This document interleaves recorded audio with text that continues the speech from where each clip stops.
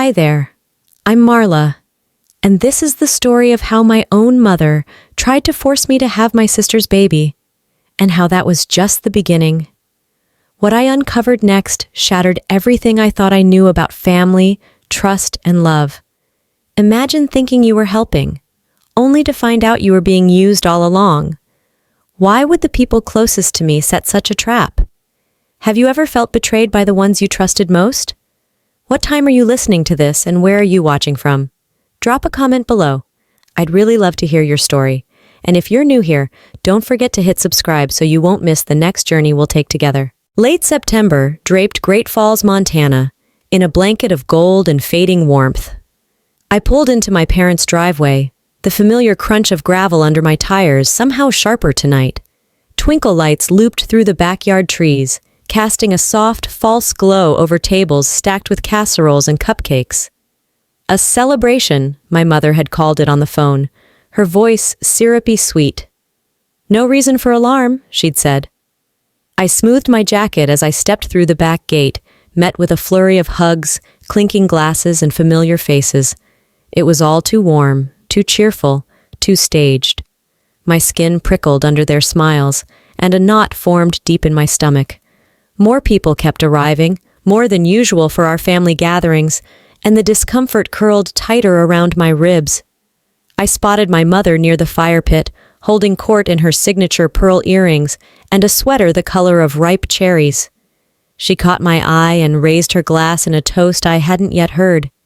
Something about the glint in her gaze made me hesitate, but the moment slipped away as Delilah tugged me toward the drink table, chattering about pumpkin spice punch like everything was perfectly normal. It wasn't. Somewhere deep inside, I knew this night wasn't about togetherness or celebration. It was about something else entirely.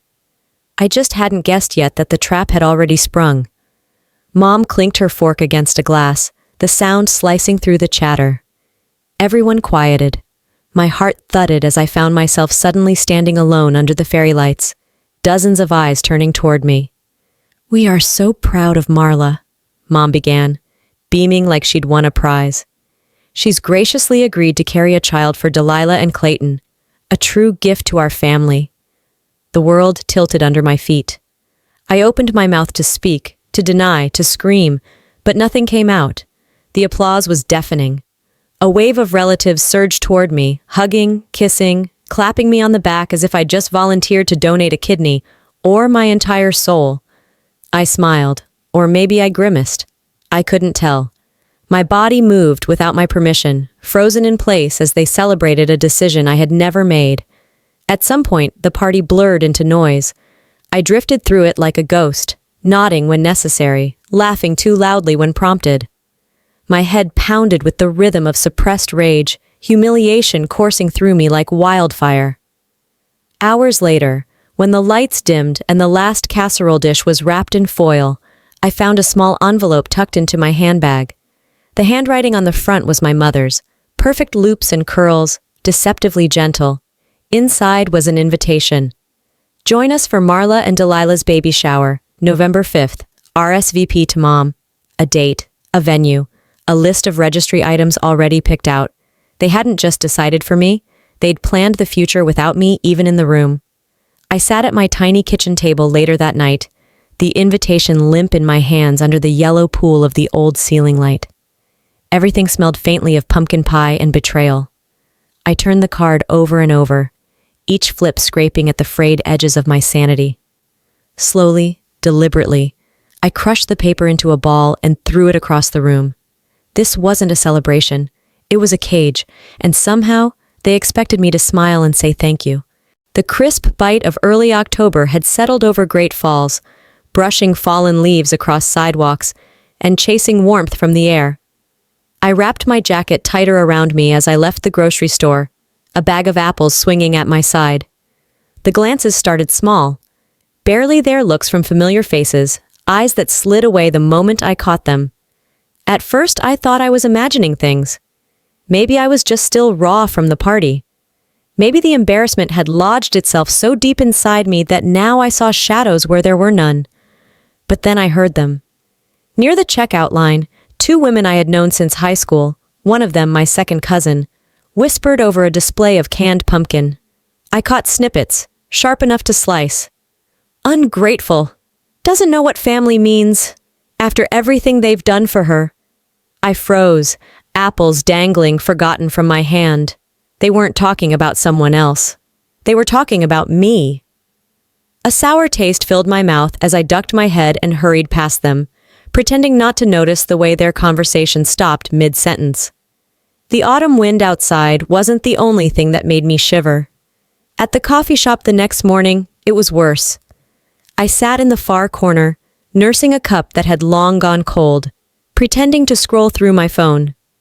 A group of women gathered 2 tables over, their voices a muted hum until one sentence cracked through. She's always been selfish. I heard she even had an abortion when she was a teenager. Poor Delilah. What a saint to still love her. The cup slipped from my fingers, clattering onto the table. Coffee sloshed out, staining the napkins brown. My hands trembled as I wiped it up, the words clanging in my head louder than any bell. I hadn't. That rumor was a lie, a venomous, calculated lie. I didn't need to guess who had started it. Clayton. Humiliation burned through me hotter than the spilled coffee. Everywhere I went, invisible fingers pointed, invisible mouths whispered. I wasn't just the daughter who refused to play her part. I was now a pariah, judged for sins I had never committed. At Walter's house that Sunday, the atmosphere was brittle, fake smiles plastered over tense faces. Dinner passed in clinking silverware and strained conversation. I picked at my food, my appetite buried under a mountain of dread. Each time I looked up, I caught someone looking away. Aunt Linda, who used to slip me extra cookies at Christmas, now avoided my eyes. Uncle Brian, who once taught me to ride a bike, shifted uncomfortably whenever I spoke.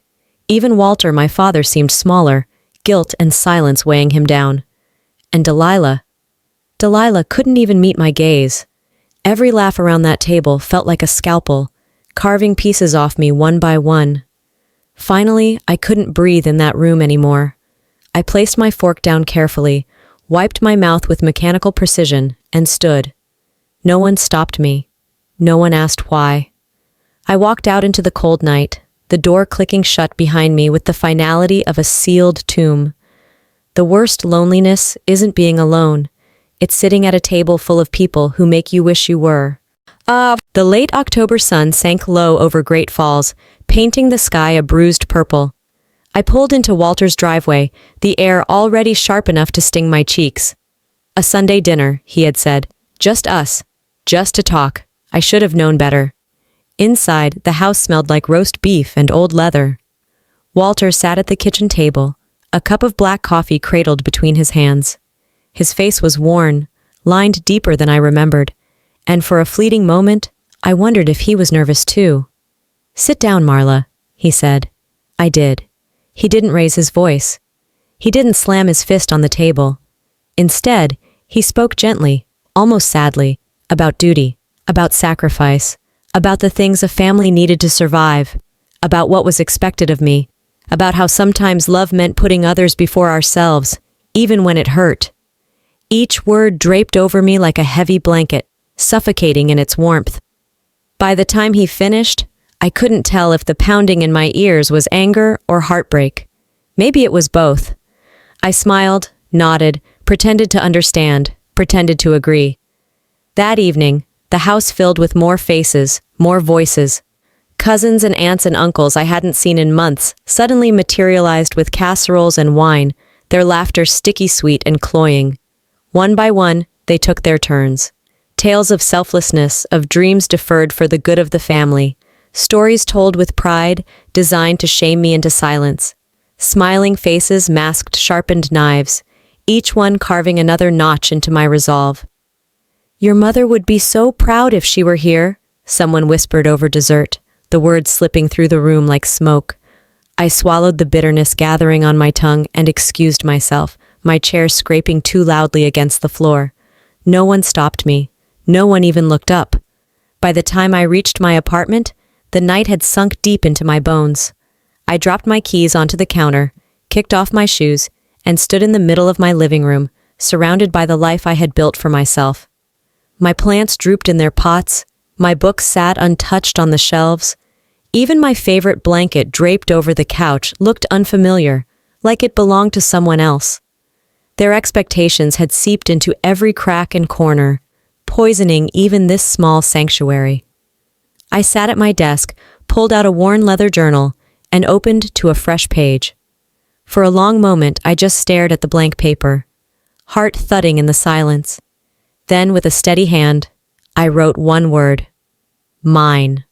I closed the journal, exhaled slowly, and looked out the window into the vast, indifferent night. I have to find a way out, I whispered, my breath fogging the glass. They called it love. I called it a life sentence. And somewhere deep inside, something in me began to stir. The first real bite of November cold hit Great Falls like a warning.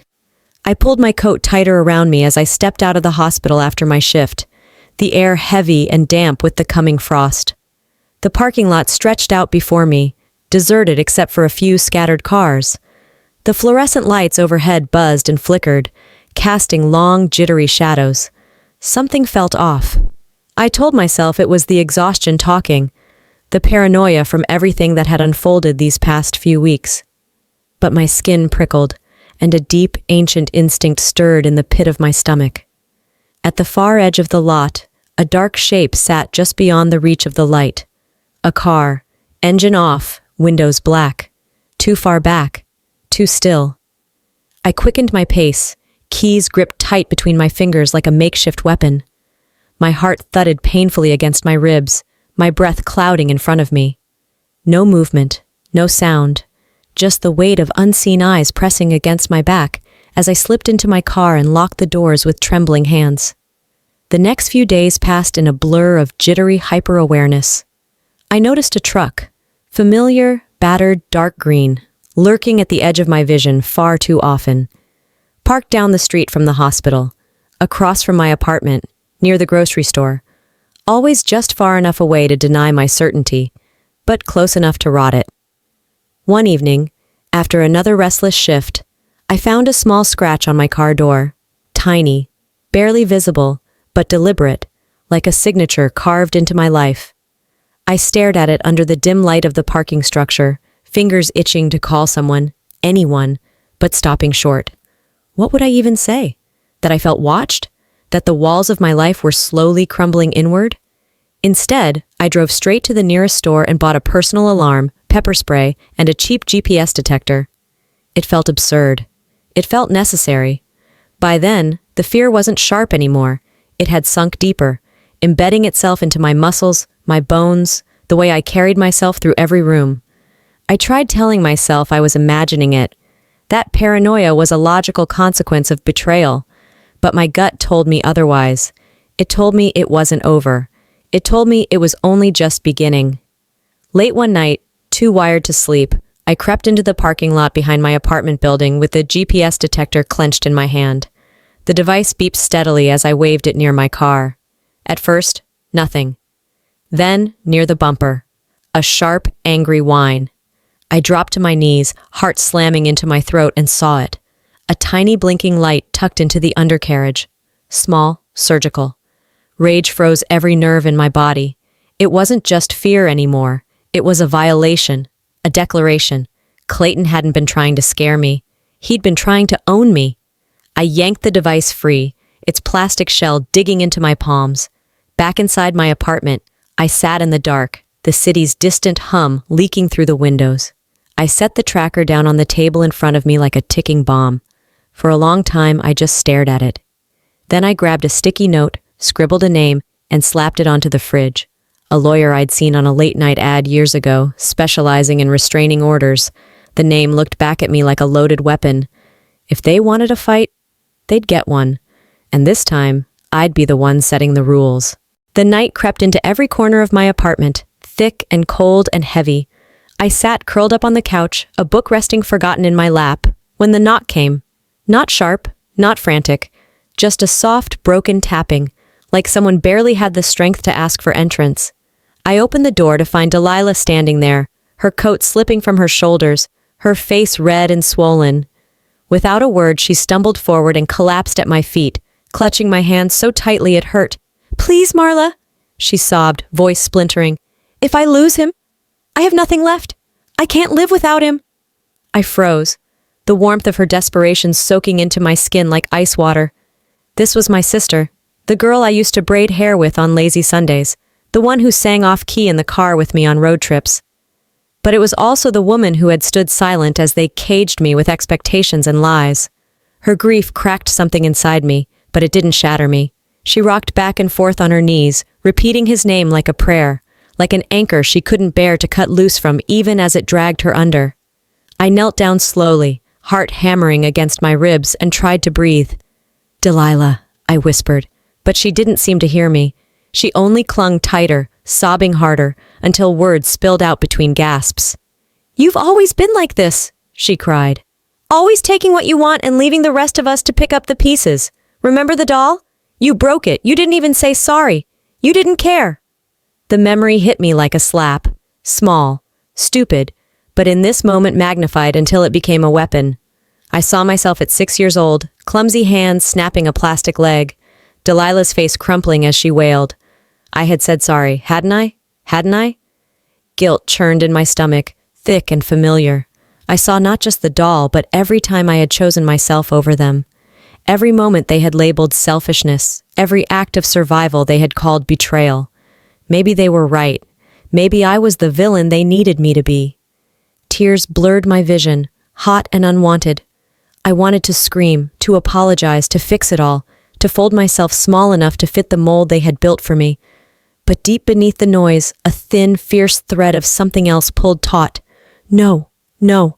I wiped my cheeks roughly and stood, pulling my hands free from Delilah's desperate grasp. Her sobs turned sharper, rawer, clawing at the edges of the room. "You can't build your happiness out of my ruin," I said, my voice low and shaking but sure. Her fingers scrabbled at the air between us, as if trying to catch my words and stuff them back into my mouth. But it was too late. I turned and walked away, each step a battle against the weight of a lifetime. Behind me, Delilah collapsed into deeper sobs, the sound splitting the night. Maybe blood made us sisters, but choices would decide if we stayed that way. The brittle December air sliced against my skin as I stepped into the hospital parking lot, my bag heavy over one shoulder, breath hanging in the dark. I moved faster than usual, keys clenched between my fingers, every instinct screaming that tonight wasn't safe. Under the flickering security light, I spotted him, Clayton, leaning against my car like he owned it, like he owned me. Before panic could freeze me, a shadow shifted near the security booth. Walter emerged, slow but deliberate, followed by 2 security guards. It was all so fast after that. A tangle of shouting, flashing lights, handcuffs snapping around Clayton's wrists as he fought like a cornered animal. "You think you can take family away from me?" he screamed, his face twisted with something that was never love. Walter didn't answer. He just stood there, grim and silent, as the guards dragged Clayton to the squad car. I stood frozen by the entrance, heart hammering in my ears, watching the man who had terrorized my every step hauled away in shackles. Relief didn't flood me. It didn't even trickle. It just settled. A heavy, hollow weight. But it wasn't over. I knew that much. The next morning, a delivery arrived at the hospital. A massive funeral wreath, black and red roses twisted together, with a card tucked into the blooms. "Some debts are never forgiven." The words crawled off the page and into my skin. I stood there for a long moment, holding the card between 2 fingers as if it might catch fire. Around me, my co-workers whispered, their eyes sliding away when I looked up. I could feel their pity like a second layer of clothing suffocating and itchy. I set the wreath down by the dumpster without a word, walked back inside, and filed another police report. Calmly, methodically, like I was reporting a broken window instead of a broken life. Fear scratched at the edges of my mind, but I refused to let it inside. He wanted me afraid. He wanted me isolated. I wouldn't give him the satisfaction. That night, after work, I walked down to the riverbank. The air was so cold it stole the breath straight from my lungs, each exhale a ghost vanishing into the starlit dark. The river moved slow and silent, chunks of ice breaking loose and drifting past like lost ships. I thought about all the times I'd stayed silent, all the moments I had let someone else's needs drown out my own. Not anymore. I pulled out my phone, hands steady, even though the rest of me trembled with 1,000 unshed tears. I scrolled down to the number I had saved days ago, the lawyer. My thumb hovered for only a second before pressing call. The line connected. "Hi," I said, my voice steady as steel. "I need help, and I'm done being polite about it." He wanted to scare me into submission. Instead, he taught me how to fight without mercy. The sky hung low and heavy over Great Falls, a dull smear of gray pressing against the horizon. I sat by the window in my apartment, watching the skeletal trees sway under the weight of the coming storm. The knock at my door was soft, almost hesitant. I already knew who it was. Delilah stood there, shoulders hunched, arms wrapped around herself like armor that had long since cracked. She said nothing as I stepped aside, letting her in. The silence between us stretched thin and taut, like the final thread of an unraveling tapestry. Hours passed, or maybe just minutes, before she finally spoke. "I need to tell you something," she said, voice raw, as if every word scraped her throat on the way out. She sat on the edge of my worn couch, twisting the hem of her sleeve between trembling fingers. It wasn't just about family, or love. Her eyes, bloodshot and shining, met mine. "Mom promised Clayton a piece of the inheritance, but only if you agreed." The air in the room changed, thickened, as if the walls themselves recoiled from the confession. I felt it, like a knife sliding slow between my ribs. Not just betrayal, not just manipulation. It was control, bought and sold like cattle, my autonomy a bargaining chip in a game I never agreed to play. Delilah's voice broke again. "I didn't know at first, I swear. But then, after everything started, after the pressure, she told me too. Said if I wanted to have a real family, I had to help. That it was what good daughters did." The words shattered something inside me that I hadn't realized was still whole. She wasn't just pleading for forgiveness. She was trying to explain how she had been a prisoner too. I leaned back against the arm of the couch, closing my eyes against the wave of memories crashing down. The punishments disguised as lessons. The silent treatment when I dared to say no. The conditional love doled out like rationed food. It wasn't just me. It had never been just me. Delilah sobbed harder now, her whole body shaking. I believed her. I thought, if I just did what she asked, everything would be okay. I opened my eyes, studying the woman in front of me, not the sister from childhood memories, not the adversary from family dinners, but someone broken in ways that mirrored my own fractures. "I don't hate you," I said quietly. "But I can't stay here anymore." She nodded, shoulders slumping like a marionette cut loose. We sat there for a long moment, the silence finally honest between us. I rose, crossing the room to the closet where my battered suitcase waited. It took only minutes to pack the essentials: clothes, my journal, a few photos that still meant something. Delilah didn't try to stop me. At the door, I paused. "I hope you find a way out too," I said, not turning back. Maybe survival wasn't about fighting harder. Maybe it was about knowing when to walk away. The apartment smelled like cardboard and winter air, the windows slightly cracked to let out the stale chill. Boxes lined the walls, each one a small coffin for the life I was about to leave behind. I moved slowly, folding clothes, wrapping dishes, stacking books. Each item passed through my hands like a ghost, each touch bringing a memory I hadn't asked to revisit. I found a photo buried under a pile of old receipts and postcards. Me and Delilah, maybe 7 or 8 years old, grinning wide and messy in front of a Christmas tree so big it scraped the ceiling. I sat down on the floor, the photo trembling slightly between my fingers. For a long time, I just stared at it, remembering a time before everything fractured, before love turned into a leash. I tucked the photo carefully into the last box, sealing it with a strip of tape that felt too final. Maybe it needed to be. Grant arrived just as the sun dipped behind the rooftops, his truck rumbling into the driveway like a promise kept. He didn't say much, he never did when it mattered most, just smiled that quiet, steady smile and started loading boxes into the back. I watched him work, the easy way he moved, the way he didn't crowd me with words or platitudes. It struck me, sudden and sharp, how different love looked when it wasn't trying to own you. When the last box was tucked in place, I climbed into the passenger seat beside him. We pulled away from the curb without ceremony, the city lights of Great Falls blinking dimly in the rearview mirror. We didn't talk much as we drove. We didn't need to. The road stretched ahead, long and empty, a ribbon of asphalt unwinding into the unknown. Somewhere out there, a new life waited, one where my worth wasn't measured by what I could sacrifice. Grant reached over and squeezed my hand once, firm and grounding. I smiled, real and unforced, the kind that stretched from my lips to somewhere deep inside my chest, where the old wounds were finally beginning to close. We crossed the state line, just as the sky blushed pink with the early promise of dawn. I turned in my seat, looking back one last time at the shrinking world I was leaving behind. It didn't hurt the way I thought it would. The scars were still there, but they no longer throbbed with every heartbeat. They were just there, part of me, but not all of me. I whispered a goodbye, not to the place, not even to the people, but to the version of myself who had stayed too long, fought too hard for a love that had always been conditional.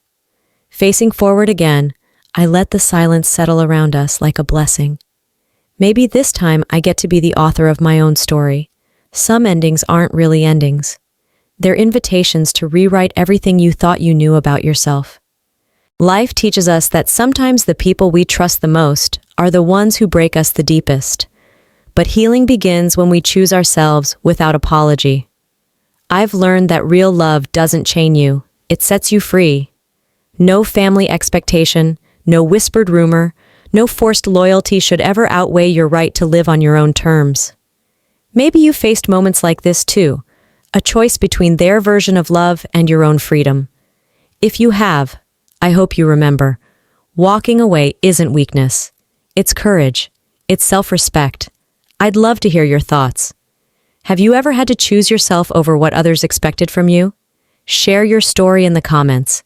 And if this video touched your heart, drop a 1 below or tell me where you're watching from. If you didn't connect with it, I'd still love to hear why. It helps me grow. Don't forget to hit subscribe if you'd like to hear more stories like this, where healing, courage, and real life collide. Thanks for being here. You're never alone on this road.